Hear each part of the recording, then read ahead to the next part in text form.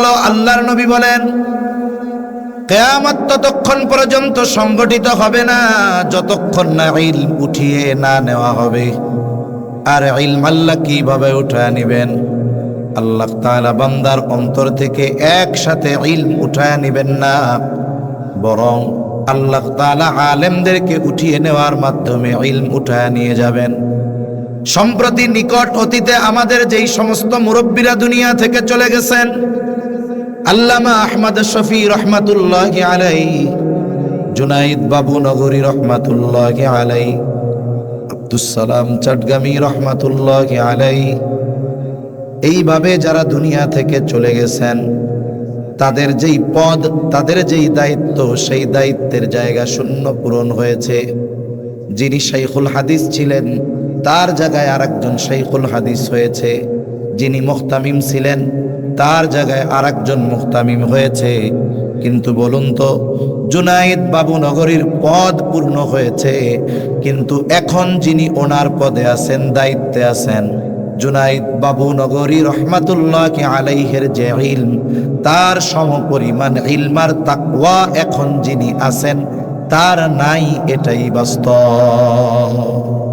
যিনি এখন আছে উনি যোগ্য, তবে জুনাইদ বাবু নগরী রহমাতুল্লাহি আলাইহির মতো নয়।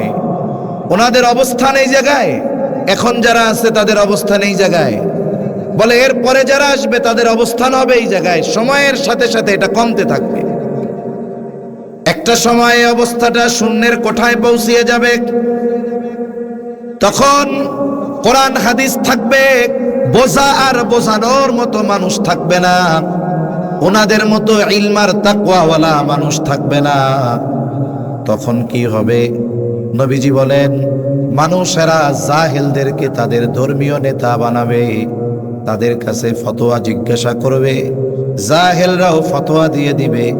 ফতোয়া প্রদানকারী আর ফতোয়া জিজ্ঞাসাকারী উভয়ে পথভ্রষ্ট হবে। তাহলে এক নাম্বার কথা, কোরআন হাদিস ইলমের উৎস ঠিক আছে, তবে ইলমের হেফাজত আল্লাহ করেন আলেমদের মাধ্যমে। এজন্য এই আলেম দুনিয়ায় যতদিন থাকবে ইলমের হেফাজত হবে, আল্লাহ তাআলা কিয়ামতকে দূরে সরায় রাখবে। এখন আমাদের কি করণীয়? বলে প্রথম বিষয় হলো, যেই সমস্ত উলামায়ে কেরাম দুনিয়ায় আছেন তাদের প্রতি সর্বোচ্চ আন্তরিক ভালোবাসা আর সম্পর্ক রাখা। দ্বিতীয় বিষয় হলো, যেই প্রতিষ্ঠানগুলো ইলমের চর্চা হয়, কোরআন হাদিসের শিক্ষা দেওয়া হয়, আলেম তৈরি করা হয়, ওই প্রতিষ্ঠানগুলোর প্রতি আমাদের সর্বোচ্চ কল্যাণকামী হতে হবে। কারণ আমরা যদি প্রতিষ্ঠানগুলোর প্রতি কল্যাণকামী হই, প্রতিষ্ঠানগুলোর জন্য যদি সহযোগী হই, তাহলে এই প্রতিষ্ঠানগুলোই ইলমের চর্চা জারি থাকবে, আলেম হবে, এদের মাধ্যমে ইলমের হেফাজত হবে। আর এই আলেম যতদিন দুনিয়ায় থাকবে আল্লাহ তাআলা কিয়ামতকে দূরে সরায় রাখবে। দুই নাম্বার, নবীজি সাল্লাল্লাহু আলাইহি ওয়াসাল্লাম বলেন, ওয়াতাকসুরাজ জালাজিলু, কিয়ামতের আগে জলজালা, ভূমিকম্প বেড়ে যাবে। 21 শতাব্দীতে ভূমিকম্প বেড়েছে, এটা ভূতত্ত্ববিদদের কথা। ভূমিকম্প কেন হয়? স্বাভাবিকভাবে ভূতত্ত্ববিদ যারা, তারা বলেন টেকটনিক প্লেটের নড়াচড়া, ঘর্ষণ, ধাক্কার কারণে, চাপের কারণে ভূমিকম্প হয়। ভূমিকম্প জমিনে সংঘটিত বড় একটি বিপর্যয়। বলে এটা অন্যান্য বিপর্যয়ের মতো নয়। অনেক সময় আপনারা যখন আবহাওয়া, ঝড় আবহাওয়া থাকে, দেখা যায় আমাদেরকে আবহাওয়ার পূর্বাভাস দেয় আবহাওয়া অফিস থেকে। কি বলে? একটা নাম দেয় ঘূর্ণিঝড়ের। উপকূলীয় দেশগুলো থেকে প্রতি বছর নাম নির্ধারণ করা হয়, আয়লা, লায়লা, সিডর, এগুলোর নাম, যে এগুলো এক একটা দেশ এক একটা নাম দেয়। এখন এই বছর ধরেন যাদের নাম দেওয়ার দায়িত্ব, তারা একটা নাম দিছে। এই ঘূর্ণিঝড়টা কোথায় আছে? বলে উপকূল থেকে 500 কিলোমিটার দক্ষিণে আছে। এরপরে বলে যে আগামীকাল সকাল 6টা নাগাদ এটা উপকূল অতিক্রম করতে পারে। উপকূলে বসবাসকারীদেরকে নিরাপদে সরিয়ে নিতে বলা হয়েছে, সমুদ্র বন্দরগুলোকে 7 নম্বর বিপদ সংকেত দেখাতে বলা হয়েছে, আর মাছ ধরার নৌকা ট্রলারগুলোকে উপকূলে থাকতে বলা হয়েছে। এই যে একটা পূর্বাভাস দিল, এটা অবস্থান, বাতাসের গতি আর বাতাসের দিক নির্ণয় করে বলা হয় যে আগামীকাল সকাল 6টা নাগাদ এটা উপকূল অতিক্রম করতে পারে। একটা সম্ভাবনা দেওয়া যায় বাতাসের গতি আর দিক, এই দুইটা বিষয়কে সামনে রেখে। তবে ভূমিকম্প এমন এক মুসিবত, বলে যেই মুসিবত হওয়ার 1 সেকেন্ড আগেও দুনিয়ার কেউ পূর্বাভাস দেওয়ার ক্ষমতা রাখে না। তাহলে ভূমিকম্প কেন হয়? ভূতত্ত্ববিদরা বলে টেকটনিক প্লেটের নড়াচড়ার কারণে হয়, কিন্তু বাস্তবতা এটা না। কেন টেকটনিক প্লেটের নড়াচড়া হয়? নড়াচড়ার কারণটা কি? ভূমিকম্পের কারণটা কি? এটা আমাদের কোরআন সুন্নাহ থেকে জানতে হবে। আল্লাহ তাআলা বলেন ভূমিকম্প হওয়ার কারণ হলো যাহারাল ফাসাদু ফিল বাররি ওয়াল বাহরি বিমা কাসাবাত আইদিন নাস। আল্লাহ তাআলা বলেন জলে স্থলে যত ধরনের বিপর্যয় সব মানুষের হাতের কামাই। তার মানে ভূমিকম্প, অতিবৃষ্টি, অনাবৃষ্টি, সিডর, আয়লা, লায়লা, এসব কিছু হওয়ার মূল কারণ হলো আমাদের পাপ। আমাদের পাপের কারণে এগুলা হয়। আল্লাহ তাআলা যেই পরিমাণ পাপ আমরা করি ওই পরিমাণ শাস্তি আল্লাহ তাআলা দেন না, ওই পরিমাণ আযাব গজব আল্লাহ তাআলা দেন না। আমাদের অতি সামান্য শাস্তি দেওয়া হয়। আল্লাহ তাআলা বলেন লিউযীকাহুম বা'দাল্লাযী আমিলু, আমরা যে আমলগুলো করি ওই আমলের তুলনায় অতি সামান্য বদ আমলের শাস্তি আল্লাহ দেন। এর ফলশ্রুতিতে কি হয়? বলে সিডরের মতো বিপর্যয় হয়। এর ফলশ্রুতিতে কি হয়? বলে 5.7 মাত্রার মতো ভূমিকম্প হয়। এই ভূমিকম্পের সময় যারা ঢাকা শহরে ছিল, কয়েক সপ্তাহ আগে যেই ভূমিকম্প হলো জুমার দিন, কেমন যেন ছাদ ভেঙে পড়তেছে, খাটগুলো কাঁপতেছে। মুহূর্তের ভিতরে মানুষ রাস্তায় নেমে এসেছে, আত্মচিৎকার, আর্তনাদ, মনে হচ্ছে কিয়ামত শুরু হয়ে গেল। কি অবস্থা! আল্লাহ তাআলা এই যে শাস্তি দিলেন এটা আমাদের ধ্বংস করে দেওয়ার জন্য দেন নাই। আল্লাহ তাআলা বলেন কেন আমি তাদেরকে কিছু পাপের শাস্তি আস্বাদন করাই? উদ্দেশ্য কি? কারণটা কি?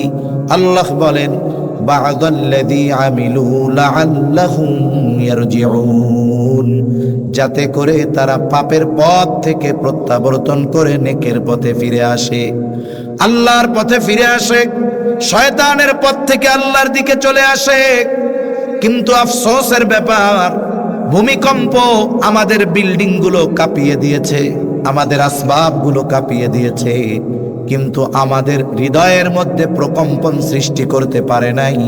যার কারণে চায়ের দোকানের আড্ডা কমে নাই, টেলিভিশনের দোকানে টেলিভিশনের নাচ গান বন্ধ হয় নাই, পাপাচার বন্ধ হয় নাই, মদের বার বন্ধ হয় নাই, মসজিদের মধ্যে মুসল্লি বাড়ে নাই, সুদ ঘুষ বন্ধ হয় নাই। অথচ এইগুলো বন্ধ হওয়ার জন্যই আল্লাহ ভূমিকম্প দিয়েছিলেন। ঠিক কিনা বলেন? বলেন তো, একটা ছাত্র অন্যায় করছে অথবা সন্তান অন্যায় করেছে, বাবা সন্তানকে শাস্তি দিল, ওস্তাদ সন্তানকে শাস্তি দিল। উদ্দেশ্য এটা নয় যে ছাত্রকে মেরে ফেলবে, সন্তানকে মেরে ফেলবে।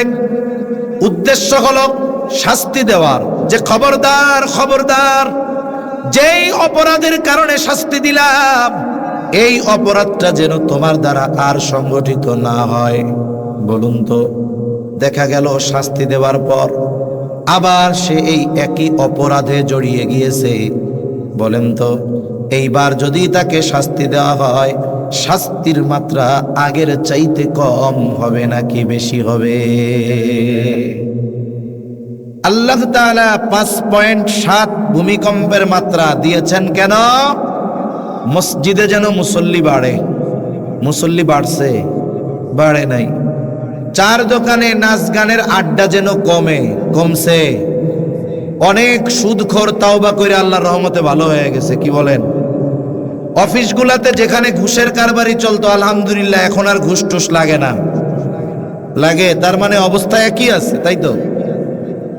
তাহলে যেহেতু পরিবর্তন হয় নাই, আল্লাহ তাআলাই শাস্তি আস্বাদন করিয়েছিলেন, আমাদের যেন পরিবর্তন হয় নাই। তাহলে 5.79 আগামীর জন্য আমাদেরকে 7.5 মাত্রার ভূমিকম্পের জন্য অপেক্ষা করতে হবে। সামনে আরো বাড়বে, পাপাচার বাড়বে, তো এগুলো বাড়বে। এখন বলতে পারেন হুজুর, আমরা এই ভুয়াপুরের মানুষ যারা শুনতেছি আসি, আমরা যদি পাপ ছেড়ে দেই তাইলে কি ভূমিকম্প বন্ধ হয়ে যাবে? হবে না হয়তো। রাসূল আকরাম সাল্লাল্লাহু আলাইহি ওয়াসাল্লাম যখন এই ধরনের সামগ্রিক পাপের শাস্তির কথা বলেছেন, সাহাবা একরাম বলেন, ইয়া রাসূলুল্লাহ, আমাদের মধ্যে নেককার মানুষ থাকবে, ভালো মানুষ থাকবে, এরপরেও আমরা ধ্বংস হয়ে যাব? নবীজি বলেন, হ্যাঁ। কেন? বলে পাপের আধিক্যের কারণে। পাপ বাড়বে, কিন্তু আমি আপনি যদি পাপ থেকে বেঁচে থাকি আর ওই পাপের আধিক্যের কারণে যদি শাস্তি আসে, আল্লাহ না করুন, ওই শাস্তিতে যদি আমার আপনার মৃত্যু হয়ে যায়, কিয়ামতে আল্লাহর সামনে বলার সুযোগ আছে, ও রব, আমি বেঁচেছিলাম, অধীনস্থদেরকে বাঁচিয়েছিলাম, মানুষদেরকে এই পাপ থেকে ফেরার জন্য নসিহত করেছিলাম, কিন্তু আমার তো এত সামর্থ্য নাই, আমার সামর্থ্যের আলোকে আমি বেঁচে থাকার চেষ্টা করেছি। আশা করা যায় মাফ পাওয়ার একটা ব্যবস্থা হতে